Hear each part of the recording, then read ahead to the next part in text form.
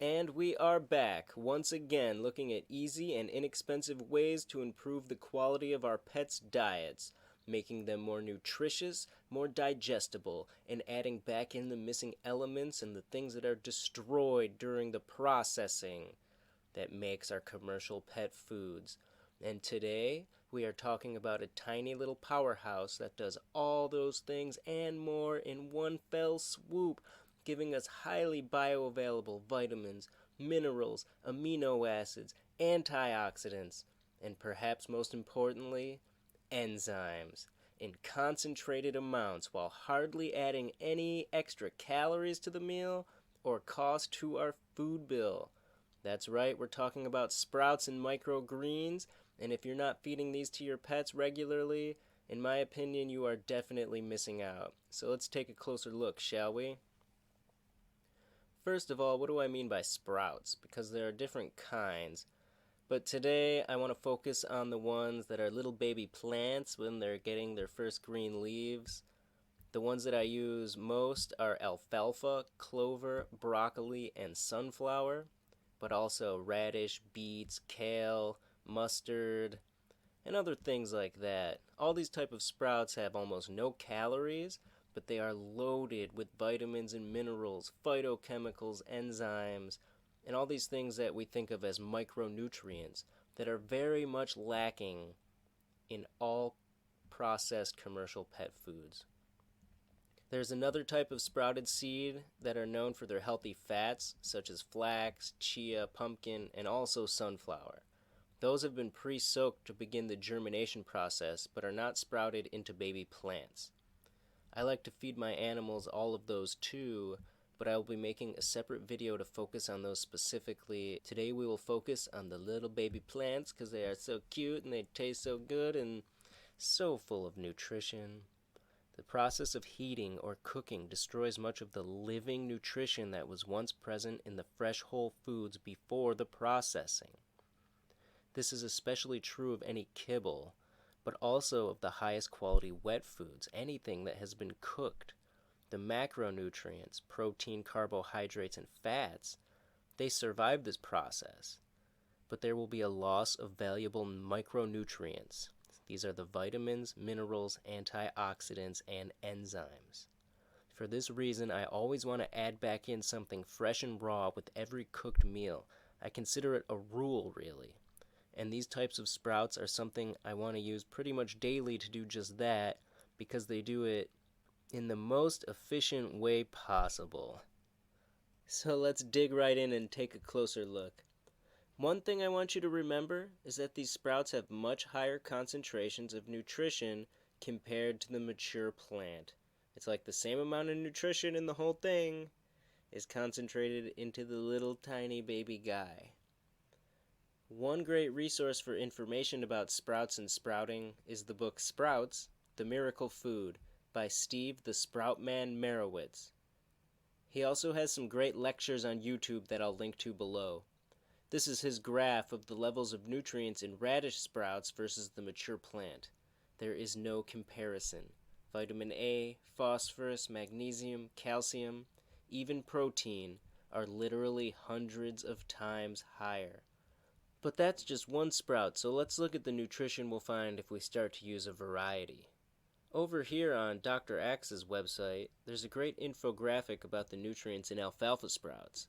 With hardly any calories, fat, or net carbs, they pack a huge punch in vitamin K, vitamin C, many important minerals such as zinc and magnesium, thiamine, riboflavin, folate, also known as B1, B2, and B9, and more things not even listed here such as the antioxidants and these important plant chemicals.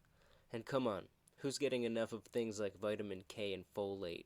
Because most people are not, and most pets are not either. You may also notice a good amount of protein in there, but the thing about all these great nutrients is that they are easy for our pets to digest because they are broken down easily, and therefore absorbed easily into the body. This is because of the high amounts of enzyme activity these sprouts contain. And even with all the great things these sprouts have going on that we've already talked about, for my money, Enzymes are the most important reason I want to feed them regularly. As I already mentioned, heating food, or cooking, destroys all enzymes. All raw foods have the enzymes needed to break themselves down, and in nature's grand design, this is important for proper digestion. Now, the body does produce its own digestive enzymes in the pancreas, which are also vital for digestion. But when we eat only cooked foods, the pancreas then has to be solely responsible for completing this vital function if the body is to assimilate the nutrition needed for survival and hopefully even to thrive. This puts a stress on the pancreas that nature never intended for us, and especially for our animals. By adding some sprouts into a meal of otherwise cooked foods, you are adding back in this missing element, again in a highly concentrated way that also acts as a whole food vitamin mineral supplement.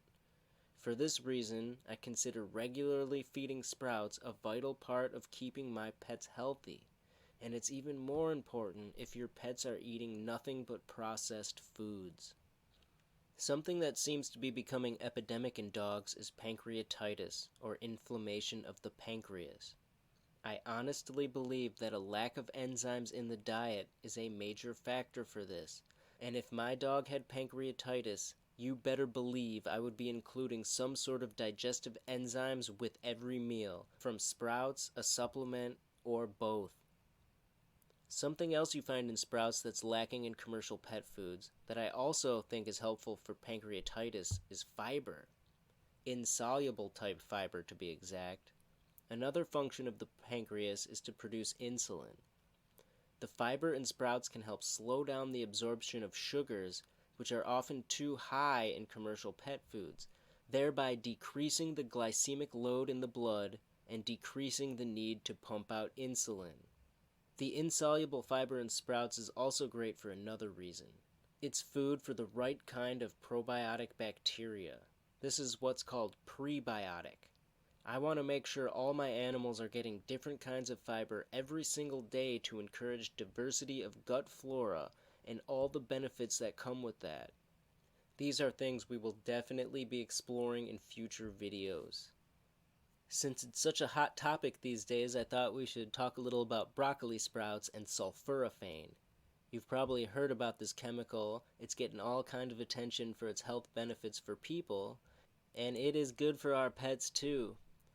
Now, there isn't actually any sulforaphane in broccoli or broccoli sprouts, but the sprouts do contain about 50 times the amount of the precursor chemical called glucoraphanin, which is a type of isocyanate. When the plant is chewed, the glucoraphanins combine with an enzyme called myrosinase, and together they produce sulforaphane on the spot. But since the enzyme is needed to make this conversion, you will not get these benefits with cooked broccoli alone, because heat destroys enzymes. Rhonda Patrick, PhD, has an amazingly in-depth video on this topic, but many of the anti-aging, anti-cancer, and health-promoting aspects of sulforaphane is that it activates the NRF2 cellular pathway, which is involved in shutting down inflammation and helping to influence a positive expression of our genes. If you are interested, please watch her video, which I will link to below. If you want to go deep into the science of sulforaphane for dogs specifically, I will also link to a great video on the subject by Positively Primal. And please give them a thumbs up, leave a comment, and consider subscribing to their channel because they have a lot of great videos and they should be getting a lot more views than they are. So let's go show them some support. Before I wrap this up, I want to take a moment to talk about sprouts and foodborne illness. There are cases where people have gotten food poisoning from sprouts, and if you do an internet search, this might be the first thing that pops up. But I want to be extremely clear. It was not the sprouts themselves that made people sick. The sprouts got contaminated somewhere along the way, such as at the farm they were grown, during transportation, at the store, and then those sprouts were consumed raw. For this reason, it is extra important to know where your sprouts come from and that they are fresh. I do sometimes buy locally grown sprouts at the health food store, But the best way to get your sprouts is to sprout them yourself in soil, a glass jar, or a sprout bag. And that you always make sure to buy quality organic seed sold specifically for sprouting. I will provide links to all my resources below. Sprouting is easy, it only takes a few days, and by doing it yourself you are guaranteed the best quality product at the absolute best price. And to be honest, there is just something special about food that is fresh and teeming with life. It's an intangible quality that is completely ignored by our modern materialistic view of the world. But it is not something that I want left out of my diet or the diets of my animals.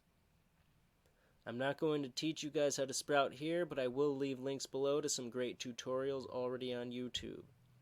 That's about it for this one, but I will post a separate video on how I feed these little guys to my cats and dogs, so be on the lookout for that. To support the channel, please like, comment, subscribe, and share. And by purchasing the recommended products directly from the links below, you will be helping to support this work financially, and I will be very grateful. Please join the discussion below because I'd love to hear from you all, and hopefully we can all learn from each other. Thanks for watching, and I look forward to seeing you again next time. All the best to you and your pets.